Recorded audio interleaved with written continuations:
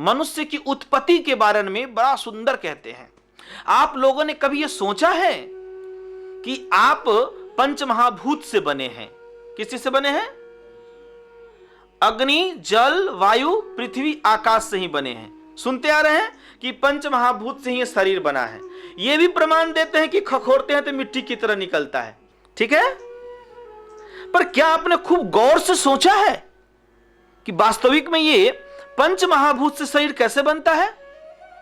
अन्नाद भवंती भूतानि, भगवान श्री जगत गुरु, देखिए कितना अच्छा वर्ड है, जगत गुरु। वो गुरु हैं तो गुरु से ज्ञान नहीं लेते हैं और खाली चमत्कारी वाला बुद्धि सोचते हैं।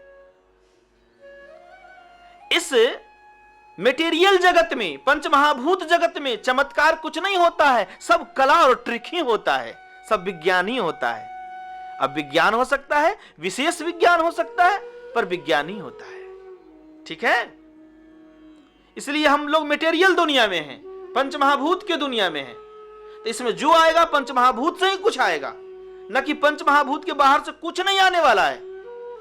ठीक, समझिएगा गौर से गुरु जी के वचनों को। तो अन्नाद भवंति भूतानि पर्जन्यादन्न संभवः, कहते हैं संपूर्ण प्राणी का जो उत्पत्ति है, संपूर्ण प्राणी जो उत्पन्न हुआ है, भूत माने हम पहले ही बता दिए क्या? अन्नाद भवंती भूतानि, भूत माने मनुष्य समुदाय, प्राणी मात्र। ठीक है, तो अन्नाद संपूर्ण प्राणी अन्न से उत्पन्न होते हैं। अन्नाद यानी अन्न से उत्पन्न होते हैं, उनकी उत्पत्ति अन्न से है। किस चीज से है? अन्न से है। गौर से समझिएगा, किस चीज से उत्पत्ति है आपकी? मेरी अन्न से है। अब अन्न से है, हमारे माता पिता या हम जो भी लोग हैं शादीशुदा या हमारे माता पिता, वो लोग जो अपने धर्मपत्नी के साथ शयन करते हैं, फिर जो संतान की उत्पत्ति होती है, वो मुख्य तत्व जरा गौर से समझिएगा, स्पर्म की ही मेन सब कुछ ट्रिक है, कला है, तरीका है या विधान है। ये स्पर्म हम में बनता कैसे है? तो हम जो अन्न खाते हैं, क्या खाते हैं? अन्न, फल, फ्रूट, जो भी खाद्य पदार्थ हम खाते हैं, उससे जो रस मुझे मिलता है, उससे जो हमारे शरीर में रक्त बनता है, यानी ब्लड बनता है, खून बनता है, उसमें भी कई प्रकार के खून हैं। लाल रक्त है, श्वेत रक्त है, फिर हड्डी के अंदर जो मज्जा में घुसने वाला है, हड्डी में जो मज्जा, वो सब है।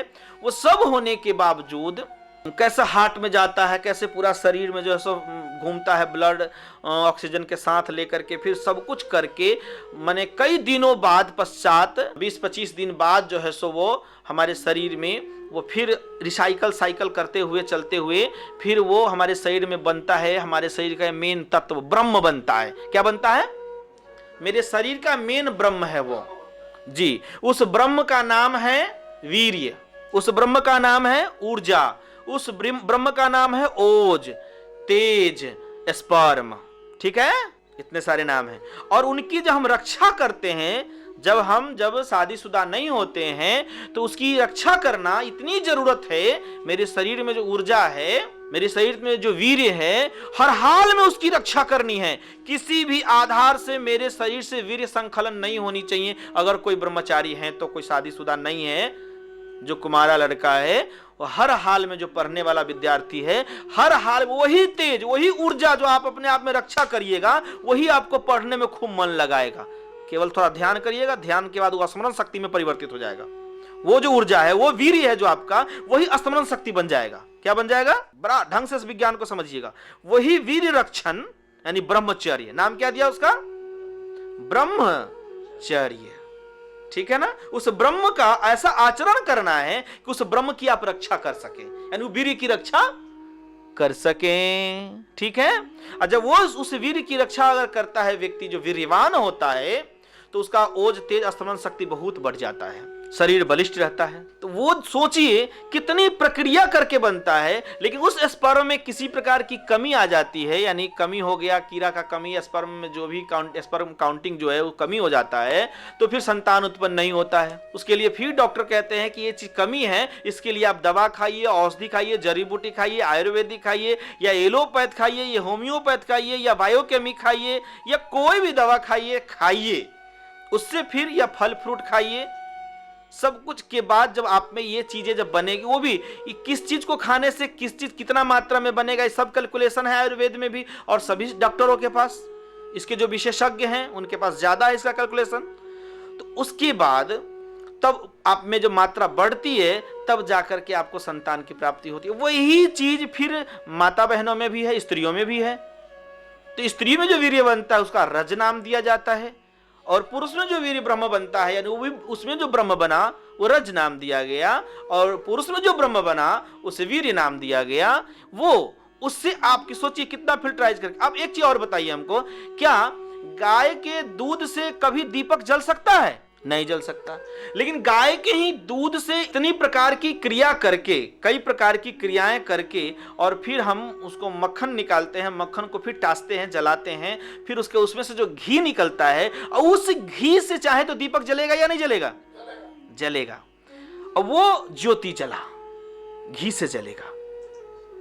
ठीक है, दिया वगैरह, दीपक वगैरह, बाती वगैरह का प्रयोग करके हम जला सकते हैं। ठीक है, वो पूरे दूध का वो मेन ब्रह्म ज्योति है, वो जो दीपक जला वहां तक गया घी बन करके। ठीक है, उसी प्रकार से आखिर वो एक दूध की कितनी प्रक्रिया की है, सारी प्रक्रिया करने के बाद वहां जाकर वो दीपक बनता है और जलता है, प्रकाशित करता है। ठीक उसी प्रकार से मेरे शरीर में जो हम अन्न खाते हैं, वो सारी प्रक्रिया हो करके वो ऊर्जा दीपक बन जाता है मेरे शरीर का, वो वीर्य बन जाता है। ठीक है, और उनसे ही पुनः फिर मनुष्य की उत्पत्ति होती है, न कि अलग से कुछ उत्पन्न होता है। अन्नाद भवन्ति भूतानि पर्जन्याद न संभवः। ठीक है, कि संपूर्ण प्राणी अन्न से उत्पन्न होते हैं, भगवान श्री कृष्ण कहते हैं। ठीक, अन्न से उत्पन्न। और उपनिषदकार ने बहुत सुंदर कहा। अब इसमें एक प्रश्न और उठता है कि सबसे पहले संसार में मनुष्य कहां से आया होगा? सबसे पहले यह प्रश्न उठ जाता है लोगों को भ्रमित करने के लिए, थोड़ा सा उसको भी क्लियर करते हैं तो आगे बढ़ते हैं ना, कि सबसे पहले इस संसार में मनुष्य कहां से आया होगा। तो मनुष्य कहां से आया होगा, तो गाय भी कहां से आई होगी, बैल भी कहां से आया होगा, भैंस भी कहां से आई होगी, भैंसा कहां से आया होगा। ये भी सारी जीव, तो सभी पर यह प्रश्न उठ सकते हैं, केवल एक मनुष्य पर तो नहीं।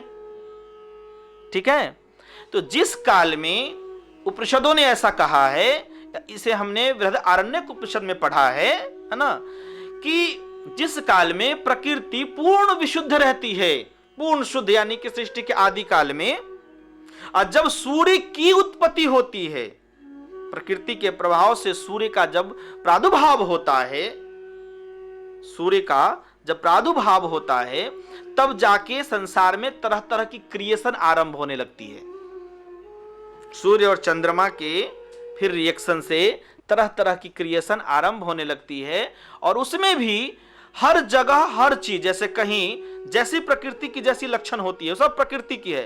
करोड़ों वर्षों बाद मिट्टी की उत्पत्ति होना शुरू होता है, जब संसार में प्रलय आता है उसके बाद। ठीक है, धीरे धीरे वो मिट्टी फैलते जाता है। तो ये सारी चीजें उपनिषदों में बताई गई है। याज्ञवल्क्य जी बहुत अच्छा से उसको क्लियर करते हैं। उसी आधार पर जब पृथ्वी कुछ उत्पन्न हो जाती है थोड़ा मोड़ा, तो उसी के आधार पर व्यक्ति की उत्पत्ति होना आरंभ होता है। तो कहीं बाघ उत्पन्न हुआ, कहीं शेर उत्पन्न हुआ, कहीं गधा उत्पन्न हो गया, तो कभी मानव उत्पन्न हो गया, और फिर उस मानवों से फिर सब में स्त्रीलिंग पुल्लिंग की उत्पत्ति होती है।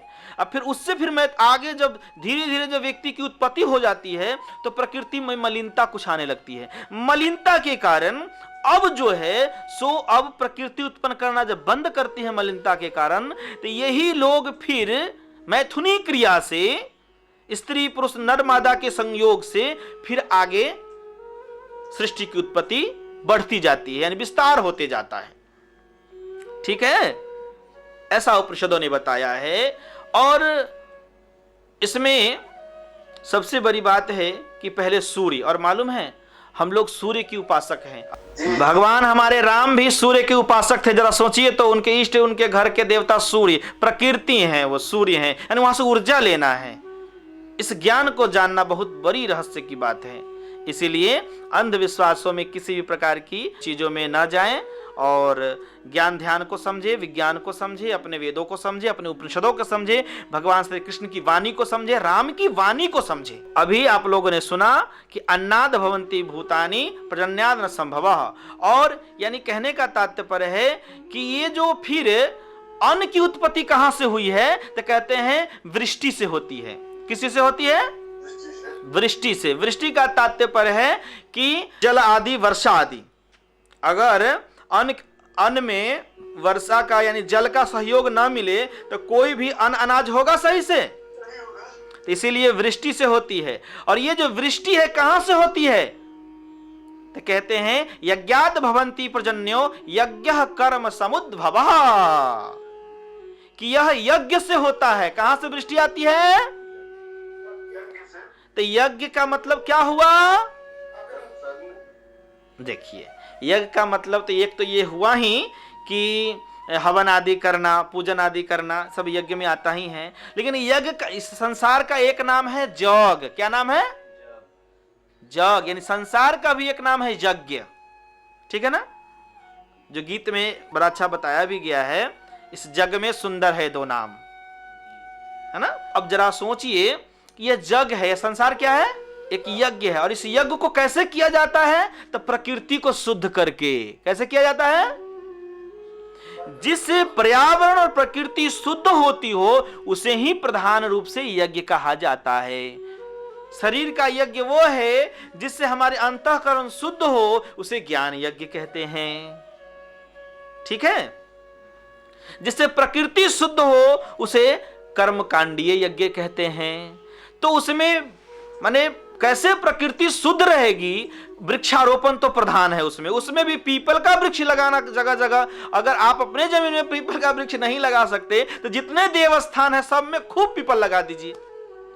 अगर आप अपने जीवन में समझिए, अगर 100 पीपल लगा देते हैं ना, तो समझिए बहुत बड़ा यज्ञ कर लेते हैं। इतना बड़ा यज्ञ जिसका कोई जोरा नहीं है। तो ये जो है यज्ञ, यानी कि सृष्टि चक्र को, इस पर्यावरण को शुद्ध रखना ही प्रधान यज्ञ है। पर्यावरण जब शुद्ध होंगे तभी ना वृष्टि होगी समय पर। क्या ठीक है? आप लोग जितने अर्थ आज तक जो जो चीज का सुने होंगे गीता रामायण में, सबसे मेरी बातें थोड़ी अलग रहेगी, इसमें कोई दुमत दुराय नहीं है। इसलिए कि अंदर की विज्ञान की बात है, वास्तविकता से हम परिचय करा रहे हैं, अंधविश्वास से हटा रहे हैं। ठीक है? तो यज्ञ से होती है। अब यज्ञ की उत्पत्ति कहां से होती है? कहते हैं कि यज्ञ की उत्पत्ति कहां से होती है? जो ज्ञान है, जो विचार है, ये यज्ञ की उत्पत्ति कहां से, यानी कि यज्ञ में जो हमें यज्ञ को जो करना है, यज्ञ जो हमें करना है, तो वो जो कर्म है, वो जो ज्ञान है, उसकी उत्पत्ति कहां से होती है? तो वेदों से उत्पत्ति होती है। कहां से होती है? तो वेद में ज्ञान है। ठीक है ना? तो वेद में ज्ञान है, तो वो वेद की जो उत्पत्ति है वो कहां से है? जो वेद की जो उत्पत्ति है, जो कर्मों की जो उत्पत्ति ज्ञान बढ़िया से है, वो कहां से है? तो परमात्मा से है। किससे है? अच्छा, उस परमात्मा को कृष्ण भगवान क्या कहते हैं? हमारे जगत गुरु श्री कृष्ण क्या कहते हैं? बड़ा सुंदर, कर्म ब्रह्मोद्भवम विधि, उसमें जो विधि क्रिया है, ब्रह्मा अक्षर समुद्भवम, ये ब्रह्म अक्षर से उत्पन्न होता है। वो ब्रह्म अक्षर, परम अक्षर, वो परम अक्षर क्या है? इस संसार के एक सबसे बड़ा परम अक्षर है जिसे वास्तविक में ब्रह्म कहा गया है। वो क्या है मालूम है? ओम। क्या है? कृष्ण ने भी ओम की ही उपासना की थी, राम ने भी ओम का ही उपासना किए थे। ठीक है? ओम, ओम, ये प्रणव, ओम से ही व्योम की रचना है, ऐसे हमारे संपूर्ण ऋषियों ने कहा है। ओम ही परम ब्रह्म है और हमारे शरीर के अंदर सतत ओम का उच्चारण हो रहा है, उसको पकड़ना है। और जिस दिन उसको पकड़ने आ गया, जैसे हमने पहला